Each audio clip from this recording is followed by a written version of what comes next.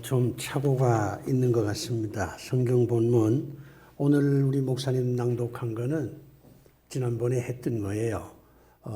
제가 성경을 다시 읽겠습니다. 창세기 12장 1절에서부터 9절 말씀 그냥 듣기만 하십시오. 여호와께서 아브라함에게 이르시되 너는 너의 고향과 친척과 아버지의 집을 떠나 내가 네게 보여줄 땅으로 가라. 내가 너로 큰 민족을 이루고 내게 복을 주어 내 이름을 창대하게 하리니 너는 복이 될지라. 너를 축복하는 자에게는 내가 복을 내리고 너를 저주하는 자에게는 내가 저주하리니 땅의 모든 족속이 너로 말미암아 복을 얻을 것이라 하신지라. 이에 아브라함이 여호와의 말씀을 따라갔고 롯도 그와 함께 갔으며 아브라함이 하란을 떠날 때에 75세였더라. 아브라함이 그의 아내 사레와 조카 롯과 하란에서 모은 모든 소유와 얻은 사람들을 이끌고 가나안 땅으로 가려고 떠나서 마침내 가나안 땅에 들어갔더라. 아브라함이 그 땅을 지나 세겜 땅 모래 상수리 나무에 이르니 그 때에 가나안 사람이 그 땅에 거주하였더라. 여호와께서 아브라함에게 나타나 이르시되 내가 이 땅을 내 자손에게 주리라 하신지라. 자기에게 나타나신 여호와께 그가 그곳에서 제단을 쌓고 거기서 베델 동쪽 산으로 옮겨 장막을 치니 서쪽은 베델이요 동쪽은 아이라. 그가 그곳에서 여호와께 제단을 쌓고 여호와의 이름을 부르더니 점점 남방으로 옮겨갔더라. 아멘. 우리 목사님들 참 이 어려운 때에 목회한다는 그 자체가 고난입니다. 고난당하는 우리 목회자들에게 위로의 말씀을 드리면서 백약이 무효다 이렇게 낙심하지 마시고 이런 때에 교회를 어떻게 하면 성장시킬 수 있을까 그런 고민을 좀 진지하게 해보십사 해서 제가 이제 여러 말씀을 전해드리고 있습니다. 우리가 이제 교회가 제대로 되려면요, 세 가지 요소가 이게 잘 조화가 돼야 돼요. 제가 이제 목회를 33년 해보고 또 은퇴하고 난 다음에 여러 후배 목사님들하고 목회에 대한 고민을 해보니까 이 세 가지가 참 중요하다. 이렇게 생각이 됐습니다. 첫째는 목사님 개개인의 능력입니다. 목사님들의 능력이 이게 첫 번째예요. 목사님들 능력이 뭐냐 이렇게 물으면 우리는 지금까지 너무 교리적인 대답을 했어요. 예를 들면 기도를 많이 해야 된다. 말씀을 많이 읽어야 된다. 성령이 충만해야 된다. 그런 목사님이 능력 있는 목사님이 아니겠냐. 이런 생각을 해왔습니다. 그 맞는 말이지요. 근데 그건 기본이에요. 그것만 가지고 되질 않습니다.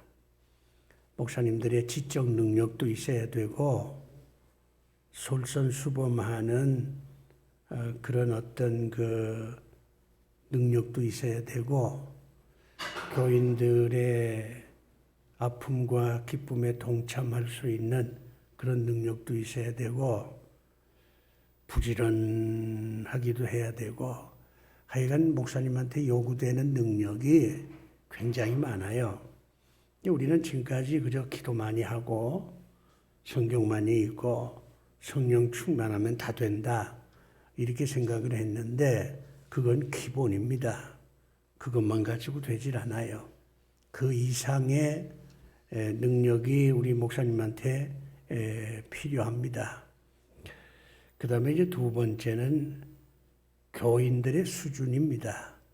교인들이 어느 정도 이게 좀 수준이 돼야 돼요.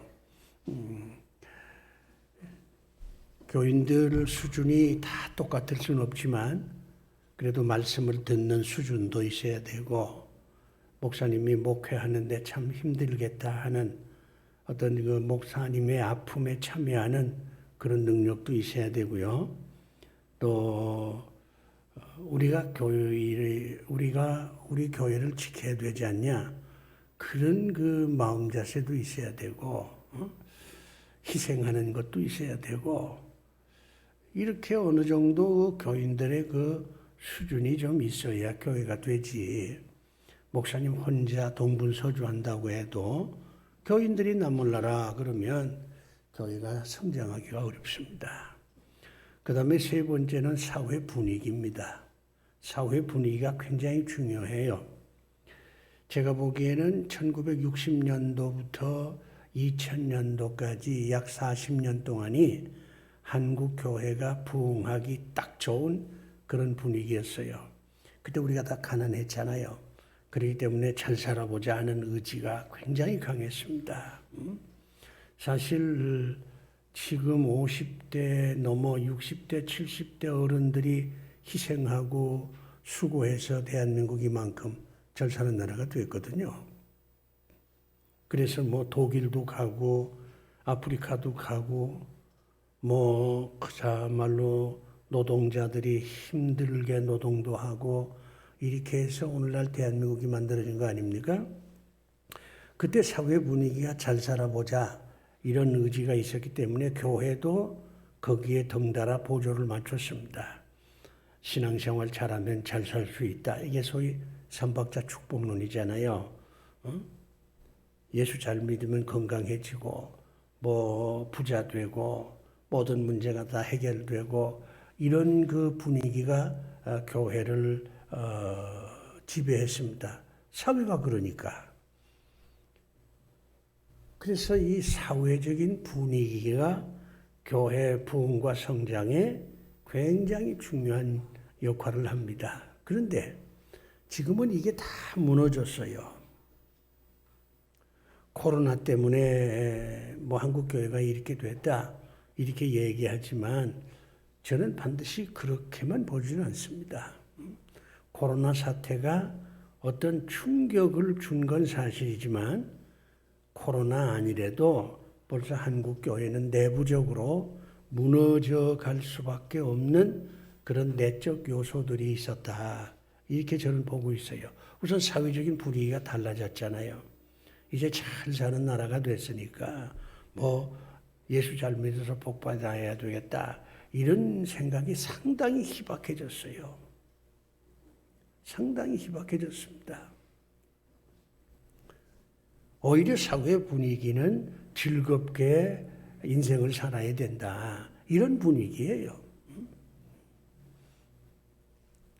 그리고 교인들의 수준이 예전에는 좀 순수했거든요. 내가 신앙생활 잘해서 내가 복을 받아야 되겠다. 이런 아주 순수한 마음으로 희생도 하고 목사님을 잘 따르기도 하고 교회가 무슨 일이 생기면 힘을 모으기도 하고 그런데 이제는 전부 개인주의화 됐어요. 공동체 의식이 다 무너진 겁니다.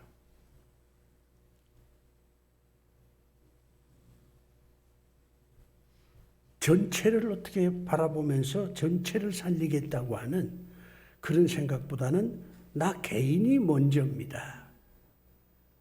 이번에 이태원 사태나 세월호 사태도 사실은 다 개개인이 자기만 생각하니까 이런 참사가 생기는 겁니다.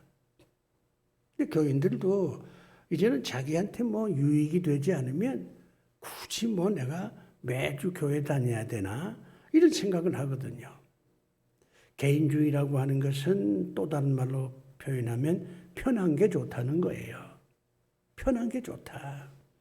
그러니까 성전에 나가서 예배드리는 것보다 TV로 예배드리고 영상으로 예배드리는 게 그게 편하다는 거죠. 그러면서도 머릿속으로는 합리화하는 겁니다. 나 오늘 예배드렸다. 이렇게 생각을 하다 보니까 자연히 교인들도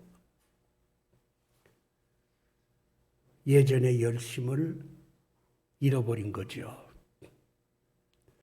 그러면 목사님들의 수준은 어떠냐? 옛날에야 그저 기도 많이 하고 성경 많이 읽고 성령이 충만하면 된다. 이런 게 통했지만 이제 교인 수준이 굉장히 높아졌습니다. 학력으로 얘기를 하면 목사님보다 이 평신도 수준이 훨씬 높습니다. 옛날에는 목사님이 지적 수준이 제일 높았죠. 목사님은 성경만 잘 아는 게 아니라 사회 현상에 대한 이해나 비판 또는 대안 제시하는 거 이런 게 교인들보다 훨씬 높았어요. 그런데 지금은 평신도들의 지적 수준이 훨씬 높습니다. 그리고 이제 목사님들 설교라고 하는 게 10년, 20년 하다 보니까 똑같은 얘기를 자꾸 반복한다고 말이죠. 말하는 사람은요, 내가 이거 옛날에 했던 얘기인지 하지 않았던 얘기인지 잘 몰라요. 그런데 듣는 사람은요, 저거 옛날에 했던 얘기인데 금방 알아들어요. 말하는 사람의 수준보다 듣는 사람의 수준이 훨씬 높아졌어요. 그러면 이제 목사님들이 공부를 더 해야 되잖아요. 근데 여러 가지 여건으로 봐서 목사님들이 공부를 더 하기가 어렵습니다. 목회가 그만큼 바쁘니까.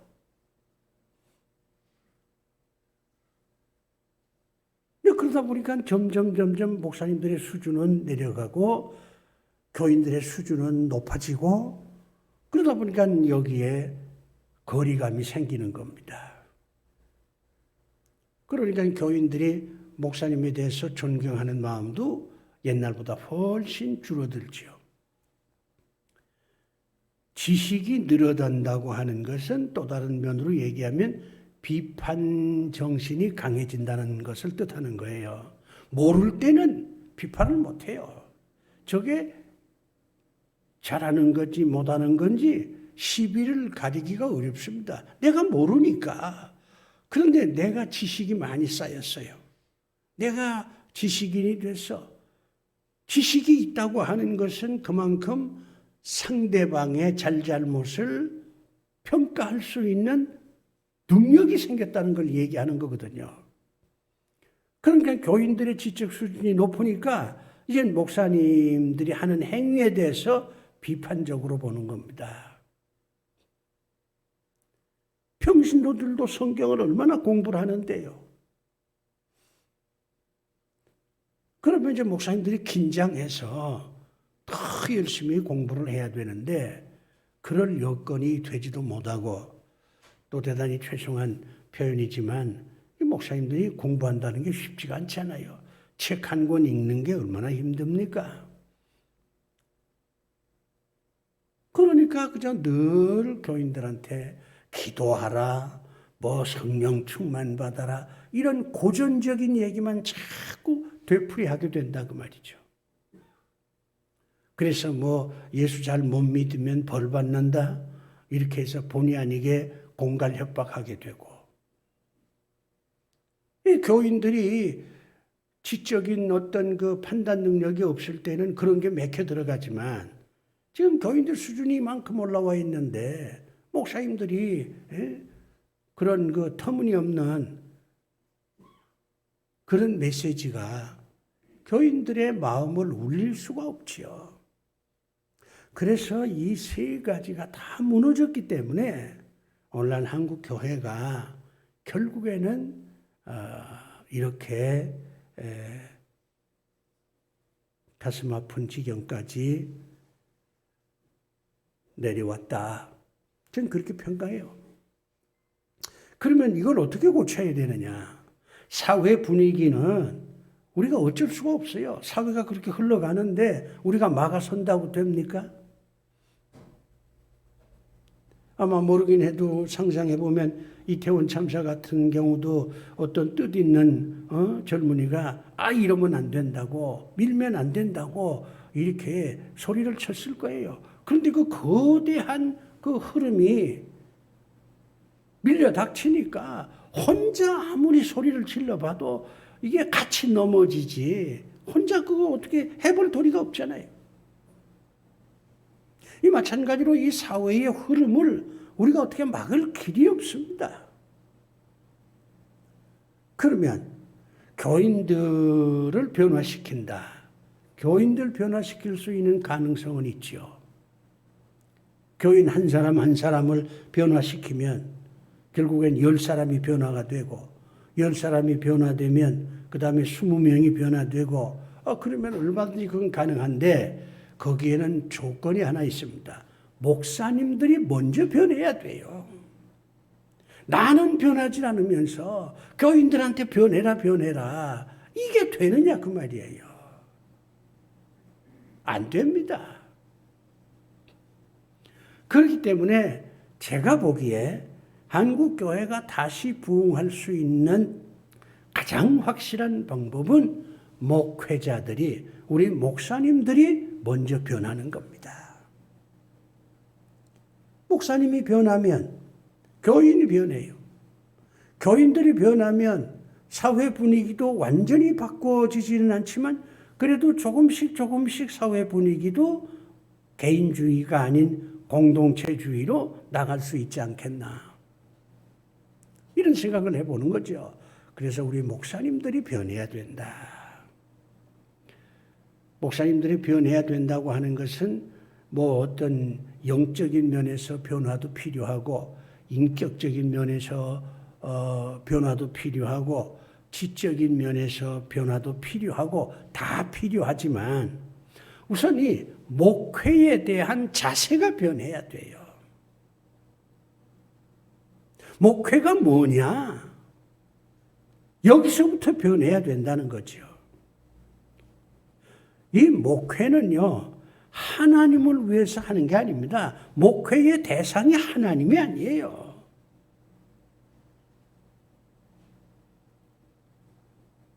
목회의 대상은 사람입니다. 사람이야, 사람.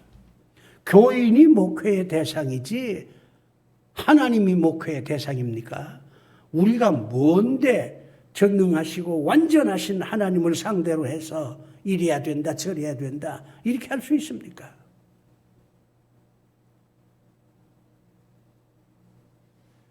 목회의 대상이 교인이라고 하는 거, 그걸 분명하게 알고 어떻게 하면 이 교인들에게 유익을 줄 수 있을까? 여기서부터 목회가 시작이 돼야 된다. 목회는 목사님 자신을 위한 것도 아닙니다. 모든 목사님들이 그렇진 않지만 일부 목사님들은 자기를 위해서 목회를 해요. 교인들이 많아지면 나한테도 여러 가지 좋은 일이 벌어지지 않겠냐. 교인들이 많아지면 내가 능력 있는 목사라고 인정을 받을 수 있지 않냐. 교인들이 많아지면 야 이거 목회 할 만하다 이렇게 자기 자신에 대해서 부듯하게 이렇게 생각할 수 있지 않냐. 이런 착각을 해요. 자기를 위해서 목회라는 거예요. 그게 아니고 목회는 철저하게 교인들을 위하는 겁니다. 무엇을 어떻게 해야 교인들에게 유익이 될까? 이걸 자나깨나 생각을 해야 돼요. 그것이 목사님들의 목회의 첫 번째 변화입니다. 교인들한테 어떻게 하면 내가 유익을 줄 수 있을까? 그 원칙에서 기도가 나오고 그 원칙에서 말씀을 읽고 그 원칙에서 내가 성령 충만 받아야 되겠다. 이런 생각을 해야지. 교인들한테 어떻게 하면 유익을 줄까? 이런 생각은 싹 없애고, 내가 목회에 성공해야지. 그러기 위해서는 내가 기도를 해야지. 말씀을 읽어야지. 그래야 내가 성령 충만 받아야지. 이렇게 되면 순서가 틀렸다 그 말이에요. 동기가 불순하다는 겁니다. 교인들한테 어떻게 하면 유익을 줄 수 있을까? 여기서부터 목사님들의 변화가 시작이 된다. 그러면 목사님들 어떻게 하면 교인들한테 유익을 줄 수 있다고 생각하십니까? 그거 생각해 보셨어요? 어떻게 하면 우리 교회 교인들한테 내가 유익을 줄 수 있을까? 어떻게 하면 기쁨을 줄 수 있을까? 어떻게 하면 신나게 인생을 살 수 있도록 내가 도와줄 수 있을까? 그걸 자나깨나 생각을 해보셨냐고요. 생각을 안 하면요. 어떻게 해야 교인들에게 유익을 줄 수 있을까? 이 질문에 대한 답이 나오질 않아요. 고민해야 답이 나오지.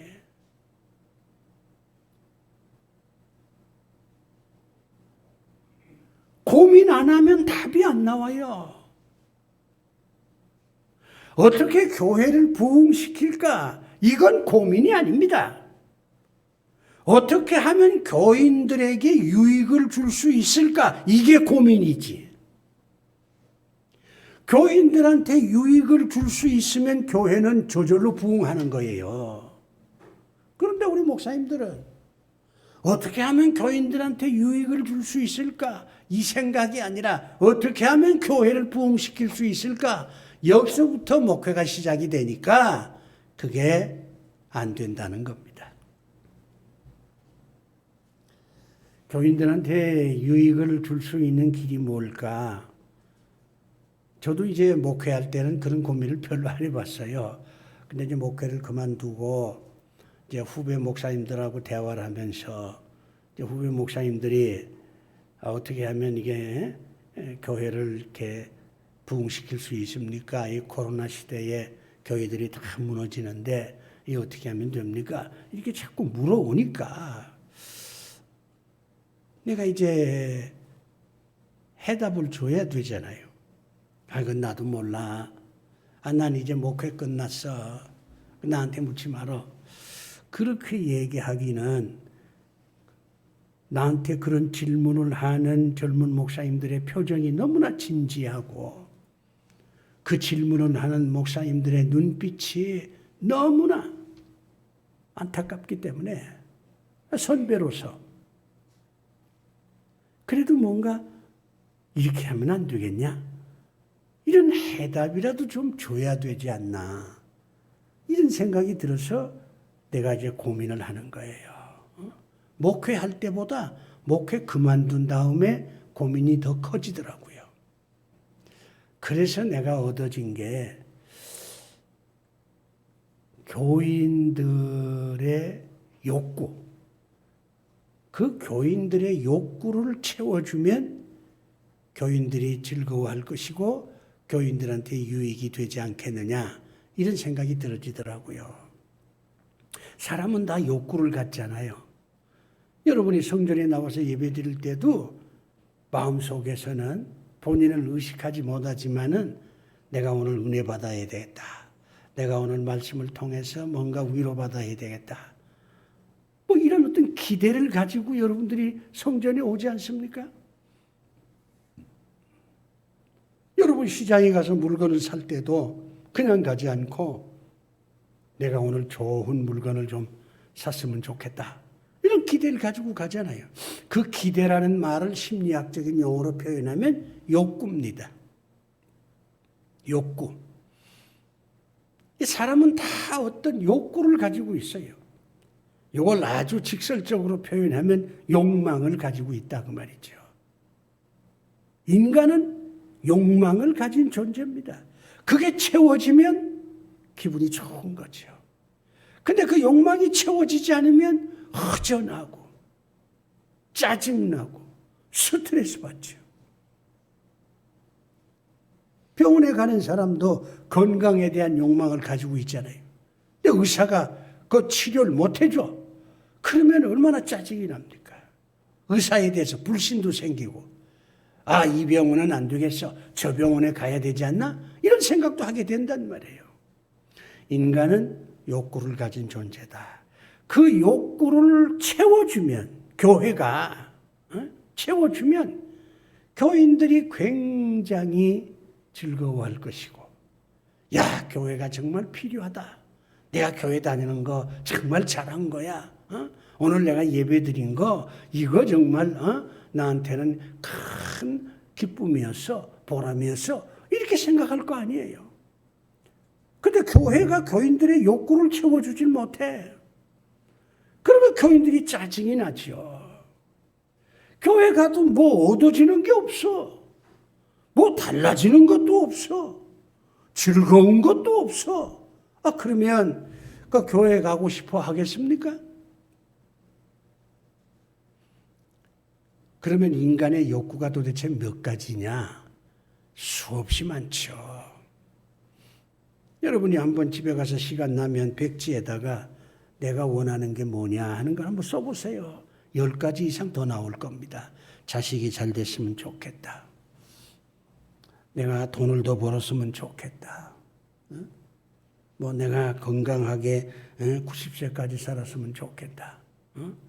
내가 좋은 친구하고 뭐 등산을 했으면 좋겠다. 아마 써내려가기 시작을 하면요, 자질구레한 거 쭉 써내려가면 20가지, 30가지 막 나올 거예요. 그런데 그 많은 욕구를 전부 묶으면 난 3가지라고 봅니다. 3가지라고 봐요. 그걸 어디서 3가지냐? 그걸 어디서 찾았느냐? 오늘 제가 읽어드린 이 창세기 12장 1절에서부터 9절까지 이 내용을 보면 아브라함이라고 하는 사람이 갖고 있는 욕구가 3가지였어요. 오늘 본문은 아무리 읽어봐도요, 아브라함은 이러이러한 욕구를 가졌다, 이러이러한 욕망을 가진 사람이다, 그런 직접적인 표현은 없어요. 그러나 우리가 성경을 읽을 때 그 성경 문장 속에 담겨져 있는 의미를 찾아내야 됩니다. 아브라함의 속마음을 찾아내야 된다고 말이죠. 저는 아브라함에게는 3가지 욕구가 있다고 보는 거예요. 첫 번째 욕구는 뭐냐? 즐거움의 욕구입니다. 즐겁게 살고 싶다는 욕구가 있는 거예요. 지금 아브라함이요, 뭐가 있습니까? 다 있어요. 미인하고 결혼했죠. 돈도 많죠. 겉으로 보기에는 이 사람 즐겁게 살 수 있는 그런 사람입니다.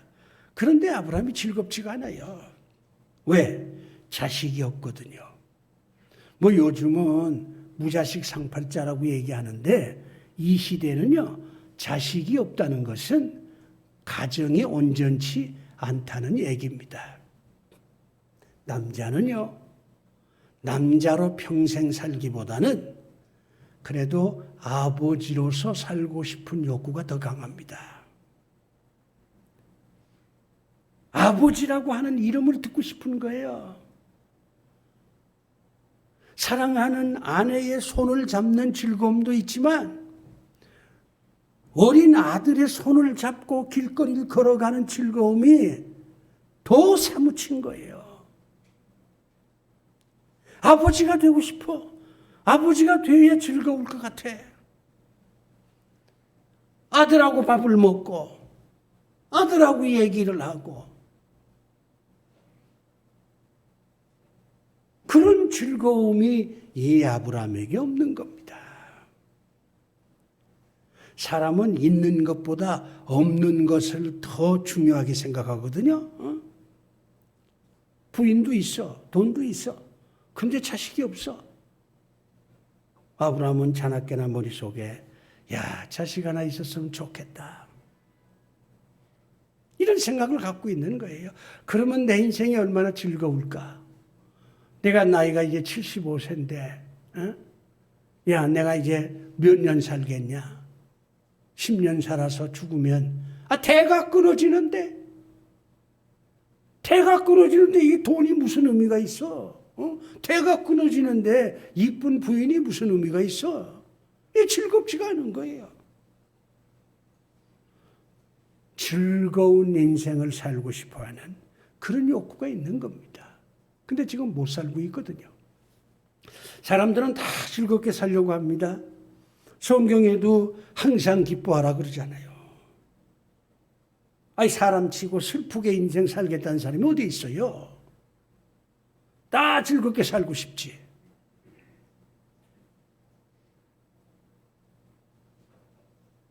어린아이들한테 물어보세요. 무슨 게임을 하고 난 다음에 어땠어? 그러면요. 보람 있었어? 그런 얘기 안 해요. 즐거웠어요? 그런다고요.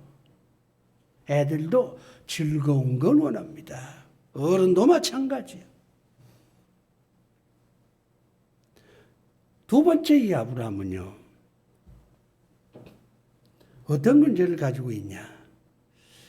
문제가 있었는데 문제를 풀지 못하는 그런 문제를 가지고 있었어요. 좀 말이 어려운 표현인데 들어보시면 금방 이해가 될 겁니다.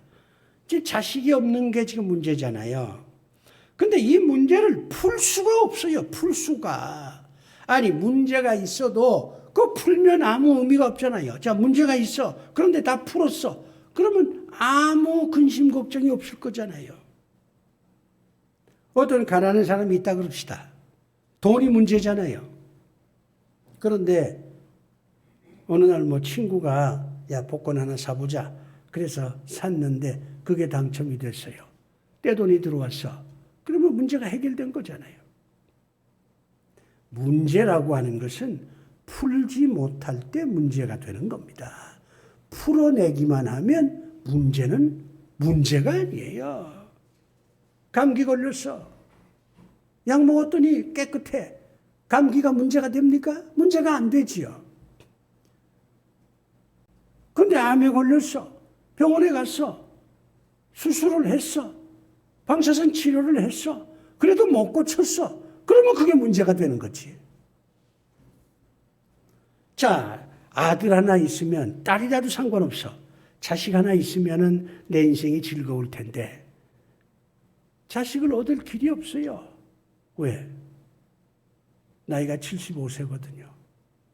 백방으로 노력해봤어요. 돈 많으니까 보약도 먹어봤을 것이고 그때 무슨 의사가 있었겠습니까마는 의사가 그래도 있다고 가정을 합시다. 의사한테 가서 내가 이거 자식을 하나 낳아야 될 텐데 어떻게 했으면 좋겠습니까? 상담도 했을 것이고 별 방법을 다 했어요. 그래도 자식을 얻지 못하는 겁니다. 이미 늦었어요. 그러니 자식이 그렇게 그립고 자식이 있으면 좋겠다고 그렇게 간절히 바라고 자식만 있으면 내가 즐거운 인생을 살 수 있을 텐데 그렇다고 해도 자식을 얻을 수가 없는 겁니다. 문제를 풀 수 없는 문제가 있어요. 풀 수 없는 문제를 지니고 사는 겁니다. 내가 이제 목회를 해보면 같은 병자라도 병원에 다니면 나을 수 있는 그런 환자하고 병원에 오래 다녔는데도 건강을 회복하지 못하는 그런 환자하고는요, 완전히 달라요.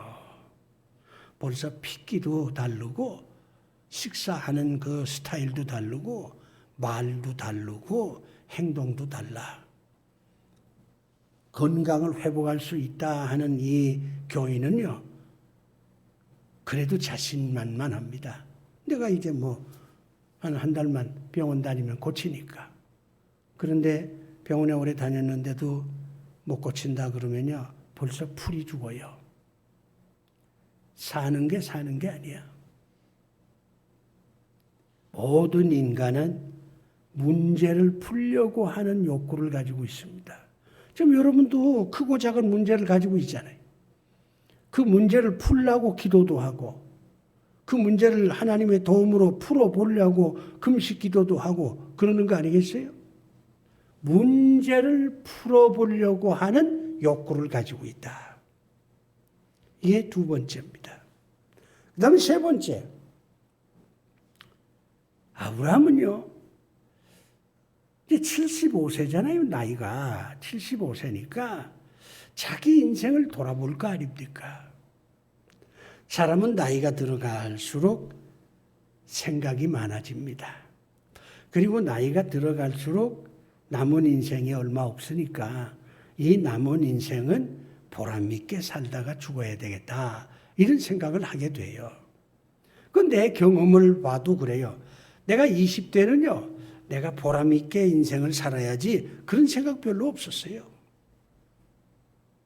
그저 즐겁게 살아야지.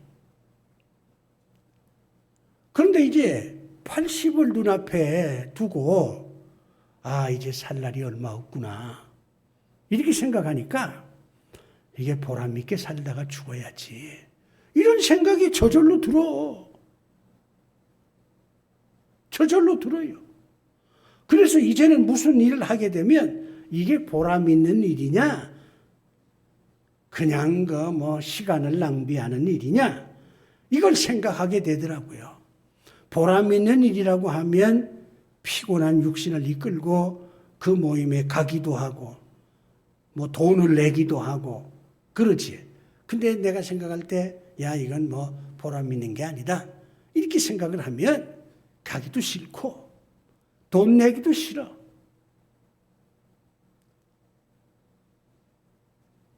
그래서 60이 되면 철든다. 이런 속담도 생기고 요즘은 60이 아니라 70이라 그럽니다만은 70 돼야 정신 차린다고 나이 값을 한다. 그런 말도 있잖아요. 아브라함이 75세야. 지나온 인생을 돌아봤더니 전부 그저 돈 버느라고 자기 인생 다 던졌어. 그래 돈은 벌었어.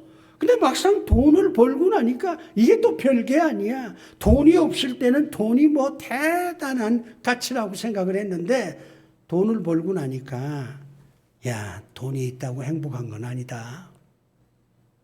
사람이 보람 있게 좀 살아야지. 이거를 좀 어려운 표현으로 쓴다면 가치지향적인 삶을 살고 싶어 하는 겁니다. 보람 있게 살다 죽어야지. 이게 아브라함 생각이에요. 이게 아브라함 생각이에요.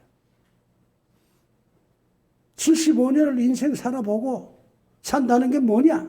이렇게 생각해 보니까 돈 버는 게 인생이 아니야. 장가 잘 가는 게 인생이 아니야. 그것보다 더 차원 높은 게 있어. 이제 내가 정말 보람있게 살다가 죽어야지. 이런 욕구를 아브라함이 갖게 됐다는 겁니다. 그런데 이걸 누가 해결해 줍니까? 하나님께서 해결해 주는 거예요. 어느 날 하나님이 오셨어요. 하나님이 뭐라고 말합니까? 너 3가지 욕구를 가졌는데 그거 내가 해결해 줄게. 너 말이야 여기서 살지 말고 가나안 땅으로 가. 가나안 땅으로 가면 너 자식을 얻을 수 있을 거야. 그럼 너 인생 즐겁지 않아? 그리고 네가 가나안 땅에 가서 자식을 얻게 되면 너 골치 아픈 문제 해결하잖아. 네 문제가 뭐야? 아버지 되는 거잖아. 근데 그거 해결돼. 너 보람 있게 살라고 그러잖아. 너 가나안 땅에 들어가고 나하고 너하고 가까워지면 네가 신앙생활을 하게 되면 너는 나를 믿고 나는 너를 지켜주고 보호해주고 그러면 너 남은 인생 보람 있게 살 수 있어. 하나님께서 해결해 주잖아요.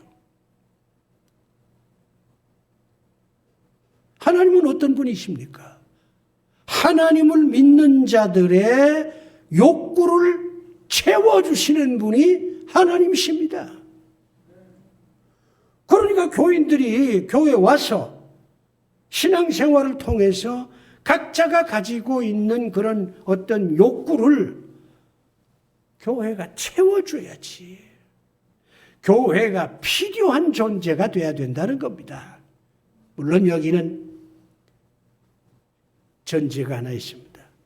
하나님은 나쁜 욕구를 채워주지는 않습니다. 아브라함이 돈을 더 벌고 싶다. 그런 욕구를 가졌으면요. 하나님께서 안 해줘요. 너 돈 충분히 있잖아. 그만하면 됐지. 아브라함이 왕이 되고 싶은 욕구를 가졌다? 그럼 하나님 채워주지 않습니다. 우리의 욕구 가운데서 건전한 거, 우리의 욕구 가운데서 정말 나와 이웃과 하나님께 유익이 되는 욕구, 이걸 채워준다 그 말이죠. 그러니까 돈 많이 번 분들은 교회 와서 돈 더 벌게 해달라고 그렇게 기도하지 말아요. 하나님께서 축복해 주셔서 제가 돈은 요 정도로 가졌는데 살아보니까 돈보다 더 가치 있는 건 이런 거던데 이런 거 좀 할 수 있도록 도와주세요. 그렇게 기도를 해야지. 그저 80쯤 살면 됐지. 하나님, 나 120까지 살게 해주세요. 그러면 하나님께서 야, 다른 사람은야 10살 때 죽는 사람도 많아 이놈아. 근데 뭐 80까지 살았으면 감사합니다. 그래야지. 뭐 120까지 살겠다고 그러냐. 하나님 그런 기도 안 들어주십니다. 좀 기도도요. 가지가지 하더라고 정말. 가지가지 해. 좀 적당히 해야지. 자기 신분에 맞게 하나님이 원하시는 그런 기도를 해야지. 120 살게 해주면 500년 살겠다고 또 난리야. 그건 신앙이 아닙니다. 미신이지. 목사님들이 변해야 됩니다. 그래야 교회가 돼요. 그 변화의 첫 번째 출발점은 어떻게 하면 목회에 성공할 수 있을까? 그게 아니에요. 어떻게 하면 교인들에게 유익을 줄 수 있을까? 이게 첫 출발점입니다. 교인들한테 유익을 주려면 교인들이 가지고 있는 문제를 해결해 줘야 되는데 어떻게 하면 교인들을 즐겁게 살 수 있게 해줄까? 어떻게 하면 교인들이 가지고 있는 문제를 해결해 줄 수 있을까? 어떻게 하면 교인들이 좀 보람 있는 인생을 살 수 있도록 도와줄 수 있을까? 이걸 고민하셔야 돼. 그러면 목회는 저절로 성공하게 될 것입니다. 기도합시다. 하나님 아버지, 우리가 왜 목회를 합니까? 교인들한테 유익을 주기 위해서 목회를 하는 것인데 우리 목사님들이 이 사실을 깊이 깨닫고 이 점을 고민할 수 있도록 은혜를 베풀어 주시옵소서. 예수 그리스도 이름으로 기도드리옵나이다. 아멘.